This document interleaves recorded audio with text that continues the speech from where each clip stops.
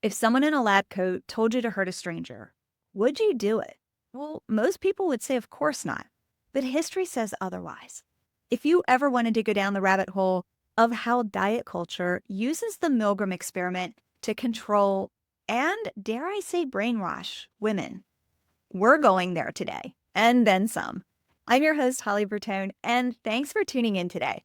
And I have to say, I want to give you just a heads up with this one, because we're connecting the dots between one of the most disturbing psychological experiments of the 20th century and the events of 2020 and 2021 and the insidious control that diet culture still has over women like you and me. Here's the deal that you and I are going to make together before we dive in. There's no judgment. There's no politics. Just an open mind and some advanced level pattern recognition. Now, I was talking to a friend the other day, and I actually said, "You do know I'm a trained pattern analysis assassin, don't you?" Well, today I am putting that to work for you. Because once you see how obedience has been completely weaponized against you, first by science and then by society, and now by diet culture, you're not going to be able to unsee it.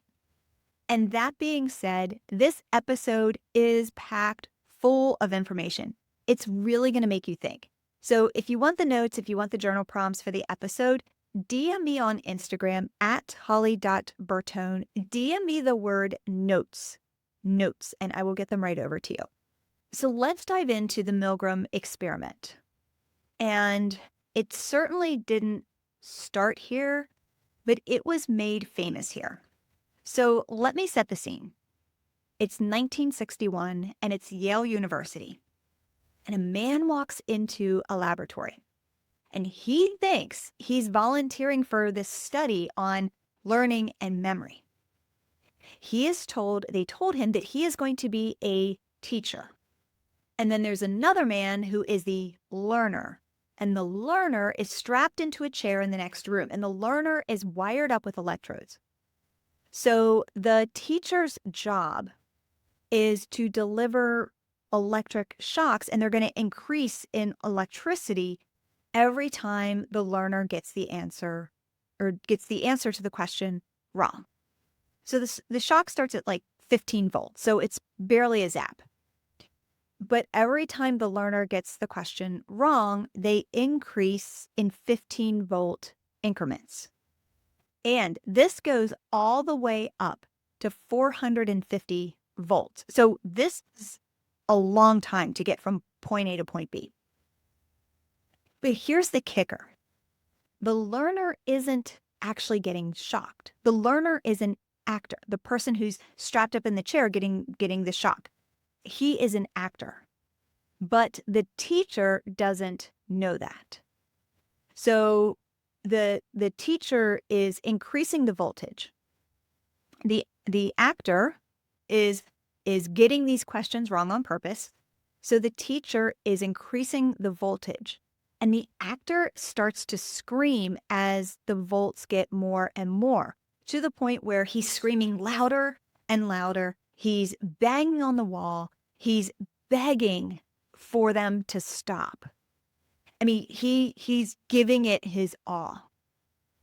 And then eventually he just goes silent and he is completely unresponsive. And all the while this is going on, the man in the lab coat is just calmly telling the teacher, just in complete monotone. He's saying, "Please continue. The experiment requires you to continue. You have no other choice." Well, 65% of the participants, that is 2 out of 3 people, they actually continued all the way up to the highest voltage. They thought they could be potentially killing someone, and they still did it. And here's the thing, is that it's not because they were evil. They actually didn't want to. They showed signs of hesitation as they were increasing the voltage. but it was because someone with authority told them that it was the right thing to do. Now, Milgram wrote about these experiments, and his conclusion was actually kind of chilling. And he said, and I'm going to take this quote from his 1974 book called Obedience to Authority. He said, ordinary people simply doing their jobs and without any kind of particular hostility on their part can become agents in a terrible, destructive process. In other words, we are disturbingly willing to obey authority, even when it goes against their consciousness or their morality or their instincts. And this wasn't just an experiment. This was a mirror that's held up to every single one of us. And here's the plot twist that no one talks about. Is because that 450-volt shock, had it been real, it could have actually killed someone. Or at the very least, it would have caused cardiac arrest. It would have caused actual permanent injury. And the teacher in this experiment, the person that was giving those shocks, he may not have known it, but he definitely felt like there's more than one person, they definitely felt the gravity of that situation. Like you could hear it in the person that was strapped in the chair. Like you could hear it in their voices and hear them screaming. And then you could hear it in the teacher's voices, the ones that was delivering the shock, the one in the experiment. You could literally hear it in their voice in response to the person getting shock's voices. Like you could literally hear it. You could see it in their hesitation, in their body language in the videotapes. But they still obeyed because someone who they never met before was standing there in a lab coat, holding a clipboard and said, do it. Because the system was built for obedience. And here's something that most people don't know, is that before Milgram was studying obedience and at Yale, there was another secret psychological experiment that was happening behind closed doors. Now, this is the early 50s, and this is called MK Ultra. MK Ultra. And MK Ultra was a covert CIA program that ran for over 20 years. And they experimented with mind control and hypnosis and behavior modification and psychological fractionation. And the goal of these experiments was to figure out how to break down someone's internal compass and rebuild it with outside influence. And some of the methods in MKUltra were pretty extreme. They used drug-induced memory loss. They used psychological torture. I mean, it was pretty hardcore. But the core intention was that if you can manipulate someone's perception of truth, you can control their behavior. And you might be thinking, yeah, Holly, this is some like wackadoo conspiracy theory. This is declassified information. So when you line up the MK Ultra experiments next to the Milgram experiments, 50s and 60s, you realize something chilling, is that we've been studied and we've been tested, and now we have been conditioned. And that's what makes the next part of what I want to talk to you about so important. Because what happened in 2020 and 2021, it wasn't just about policy. This is pattern replication. So let's go there. Let's fast forward to 2020, 2021. And what did we hear over and over again? Trust the science, stay home, save lives, comply or be punished. And I know for a fact I'm going to ruffle some feathers, and that's okay, because I'm not here to judge where any of us were in 2020.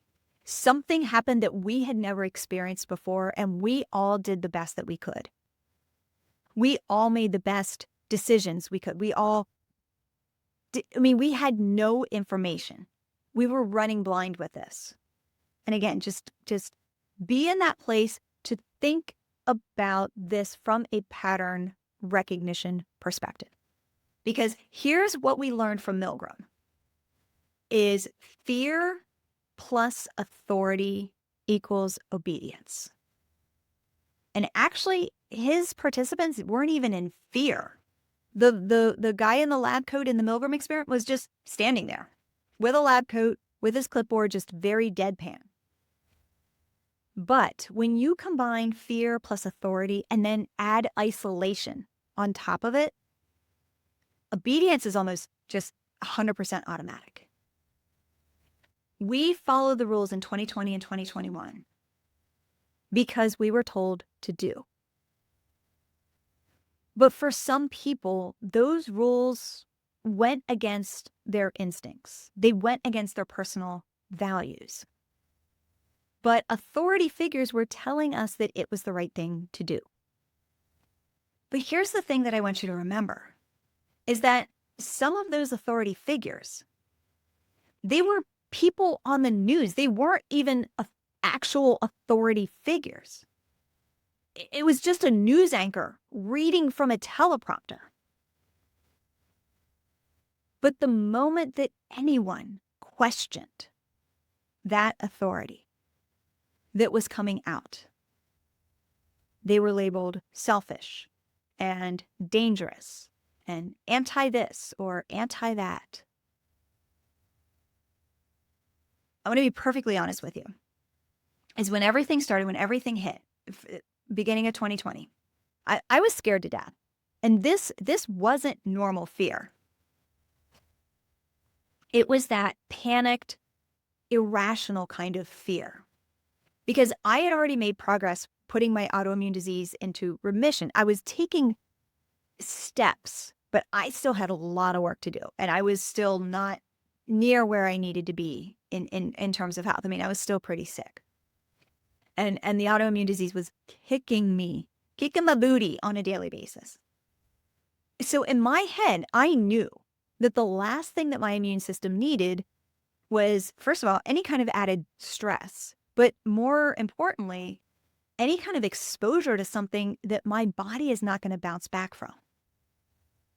And because of how much I bought into the fear that the media was pushing out, and because that fear from the media went right to my head and went right to the voices inside of my head. So I never went out. I rarely went out. And when I did, I mean, I was fully covered, mask, gloves, 6 a.m. in the grocery store when it opened. So I would not be in contact with a lot of people. But at some point over the months, I started questioning things. Because why is the only thing that we're getting from the media fear? Why isn't anyone talking about just basic gut health? Why is the only thing we are consuming fear? And here's the thing, is that if your gut is healthy, if you are healthy, if you take care of yourself, your immune system is pretty bulletproof. But if you're loading your body with a bunch of sugar and alcohol, if you're not getting exercise, if you're not getting sunshine, if you're not keeping your stress under control, guess what? You're going to get sick from whatever's going around. I mean, we just finished, it's the beginning of June when I'm recording this. We just finished allergy season. I had 0 allergies, probably for the second or third spring in a row. And everyone I know is complaining about the allergies locally where I live. So I know the allergies were bad this year. Well, why is that? It's because I took control of my health. I take care of my gut. I take care of those basics, the back to the basics. And that's the reward of doing that, is you don't get sick. You don't catch every single cold. You don't catch big diseases. You don't get allergies. That is the reward for taking care of yourself. But back to where I was in the pandemic at the time, that was that moment when I was looking around and I was like, wait a second here. Why is 100% of what is coming out of the news fear-based? And no one is talking about health, gut health, taking care of ourselves, eating healthy, reducing stress, reducing alcohol, all the things. That was the moment that I took my head out of the sand. And I started looking around with fresh eyes as to what is going on. And that was also the moment that I went all in on improving my health. So I'm going all in on improving my health, and I am starting to question everything. How exactly is it that duct tape on a floor is stopping the spread of this virus? How is it that local stores are being forced to shut down, but it's safe to go to Home Depot? How is it that it's dangerous to walk through a restaurant to get to your table, but it's totally safe to sit at your table? I mean, and that's just a few things. The logic wasn't logicking. The logic wasn't logicking. Okay, fast forward 2021. I'm still dealing with an autoimmune disease and condition. Only now, I'm operating from a lot more discernment. And especially because everyone was pushing for the autoimmune crowd to get the vaccine first because we were the most compromised. So I read the consent forms and what little information was actually provided.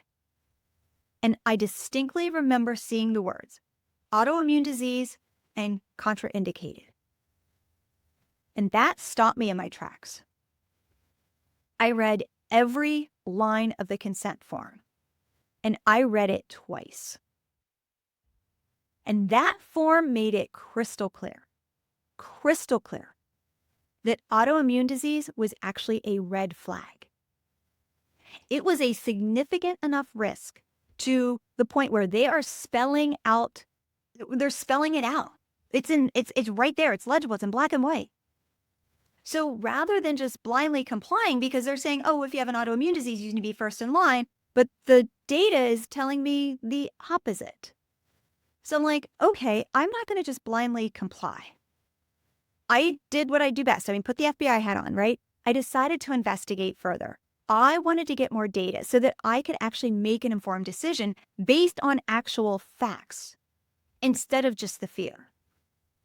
I mean, even the emergency use authorization, it said, there is no data currently available on the safety of the vaccine with individuals with an autoimmune condition. Right there.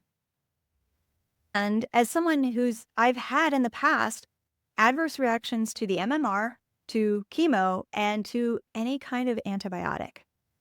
I was not about to just flippantly put something in my body without fully educating myself, because I know how autoimmune diseases work. And the more inflammation in the body, the worse it gets. And I wasn't about to sacrifice my long-term health to just blindly comply with something that raised legitimate questions for me when I already was at high risk. So I asked myself the hard questions. Is this going to make things worse or better? What is the best decision for my long-term health? Is it from a prevention perspective, or is it from a take a chance perspective? What's better for me? I don't know. I didn't have a crystal ball. I can't answer those kinds of questions. But I had to ask myself those questions. Is this going to help me or hurting me? And what are those risks of taking it or not taking it? Those were legitimate questions. Those were hard questions. Those questions kept me up at night. Because again, my autoimmune disease was not in remission. It was still full blown. And I was at risk either way. I had legitimate concerns on both sides of the argument, to take it or to not take it, because of my medical history and because of where I was currently with my health. But here's the thing. At that moment in time, we were not allowed to question any of this for any reason. Like, you were literally shunned from society if you did not blindly comply. So after lots of nights of not sleeping, after lots of battles in my head of what is best for my health, I had several conversations with a trusted doctor who knew my full medical history. And he helped me to sort through those questions and put things in a different perspective. He helped me to make the decision that was best for me, that was best for my health history, and that was completely isolated from the noise. So I took the facts that I knew, I took how I felt, and I weighed the risks, and I did what was right for me. And you want to know what the craziest part is about this whole thing? Is that the more I exercised this self-sovereignty during those 2 years, the more I let go of the fear, the more empowered I became, the more confident I became. I became so confident with building health within my own body, with actually trusting my body. I didn't earn my health. I owned it. And here's the takeaway from this, is because just like that Milgram experiment, the people complied, not because they were evil, but because the system was set up for it. And our modern day man in a lab coat, it wasn't a scientist. These were politicians. These were celebrity doctors. These were talk show hosts. These were news anchors. And we believed all of them because the system taught us to obey. And there's another consequence from 2020, 2021 that we haven't even recovered from. And this level of just societal division, it became permanent. It became a permanent fixture in our lexicon. And 5 years later, we as a society, we are still operating from this place of, I'm right, I'm better than you, you're wrong, you're lesser than me. I'm moral, you're evil. My side is truth, your side is ignorance. We have become so polarized as a society. We have lost our ability to respect each other and respect different opinions. We default to what we hear on the news, what our channel says.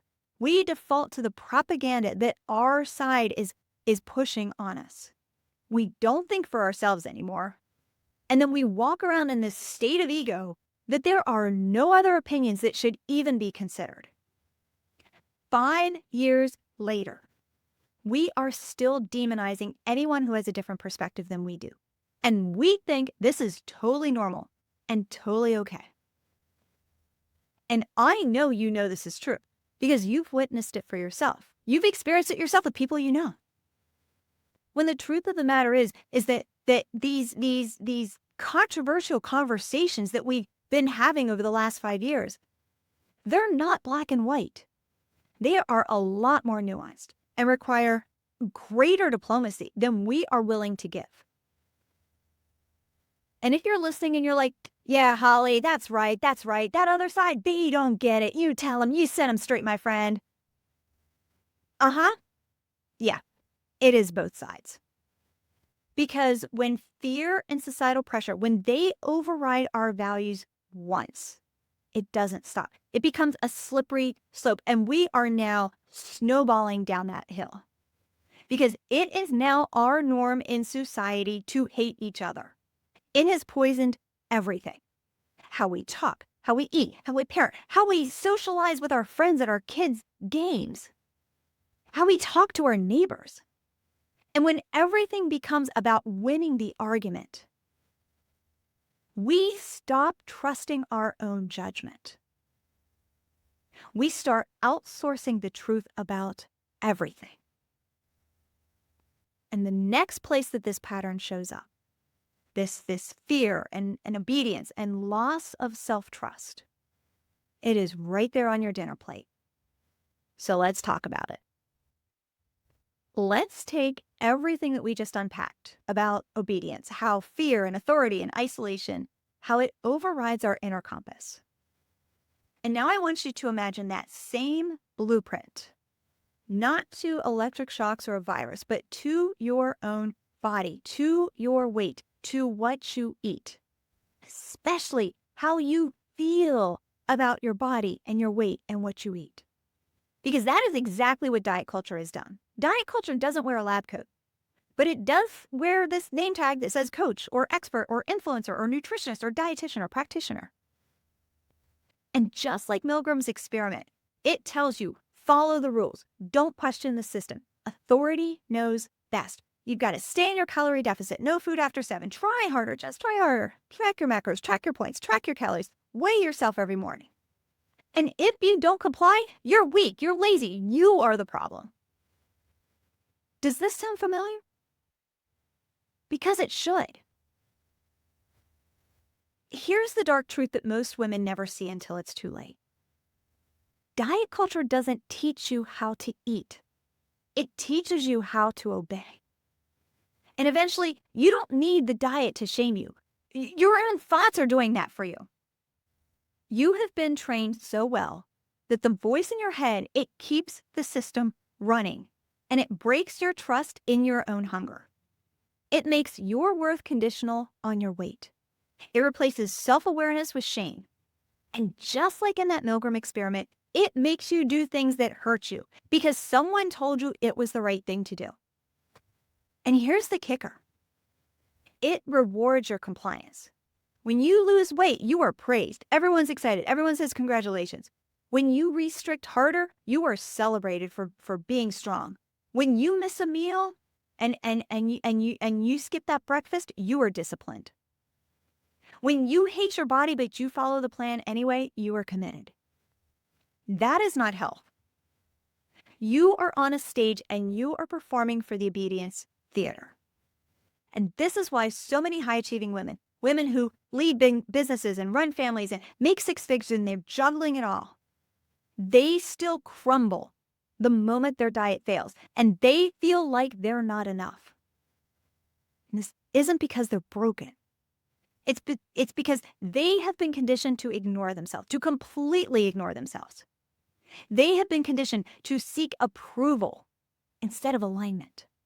They have been conditioned to trust the plan instead of trusting their body.